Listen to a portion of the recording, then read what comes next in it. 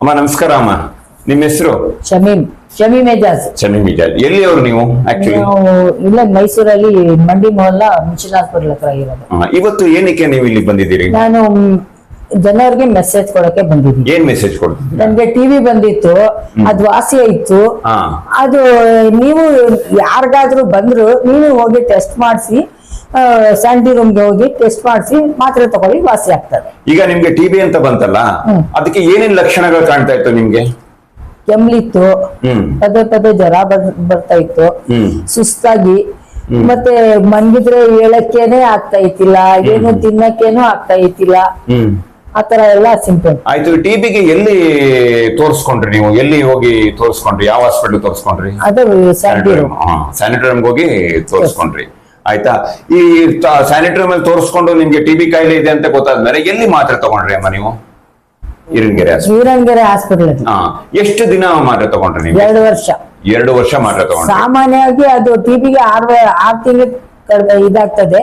ನನ್ಗೆ ಬೇರೆ ತರ ಟಿಬಿ ಇತ್ತು, ಅದಕ್ಕೆ ನಾನು 2 ವರ್ಷ ತಗೊಳ್ಳಿ. ಓಕೆ. ಈ ಟಿಬಿ ಕಾಯಿಲೆ ಬಂದಾಗ ನಿಮ್ಗೆ ಮನೆಗೆ ಬಂದು ಯಾರು ಹೇಳಿದ್ರ ಟಿಬಿ ಕಾಯಿಲೆಗೆ ಭಯ ಪಡ್ಬೇಡಿ, ಈ ತರ ಇಷ್ಟಿನ ಮಾತ್ರೆ ತಗೊಂಡ್ರೆ ವಾಸಿ ಆಗುತ್ತೆ ಅಂತ ಹೇಳಿದ್ರ? ಸಂಪತ್ ಸಾರ್ನು ಮತ್ತೆ ಪುಷ್ಪಾ ಮೇಡಮ್ ಬಂತು, ಅವ್ರು ನಮ್ಗೆ ಸಮಾಧಾನ ಹೇಳಿದ್ರು. ಓಕೆ ಅಮ್ಮ.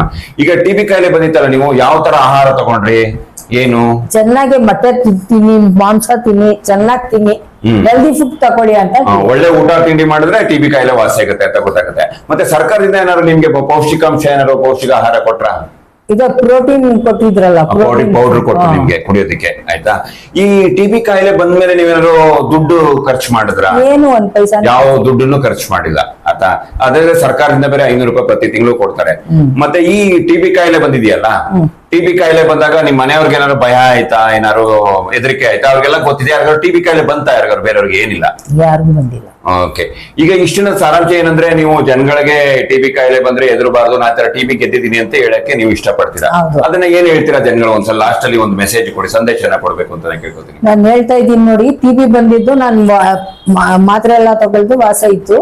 ಯಾರಿಗೂ ಬಂದ್ರು ಹೋಗಿ ಸ್ಯಾಂಟಿ ರೂಮ್ ತೋರಿಸಿ, ಎಲ್ಲೂ ಹೋಗ್ಬೇಡಿ, ಮಾತ್ರ ಸ್ಯಾಂಟಿ ರೂಮ್ಗೆ ಹೋಗಿ ಟೆಸ್ಟ್ ಎಲ್ಲ ಮಾಡಿಸಿ ಮಾತ್ರೆ ಕೊಡ್ತಾರೆ, ತಕೊಳ್ಳಿ, ವಾಸಿ ಆಗ್ತದೆ, ಏನು ಹೆದರಾಗಿಲ್ಲ.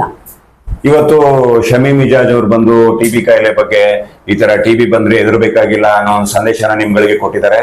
ಸೊ ಈ ಸಂದೇಶ ನೀಡಿದಂತ ನಮ್ಮ ಶಮೀಮ್ ಎಜಾಜ್ ಪೇಷಂಟ್ ಅವ್ರಿಗೆ ಧನ್ಯವಾದಗಳನ್ನ. ನಮಸ್ಕಾರ. ಧನ್ಯವಾದಗಳು.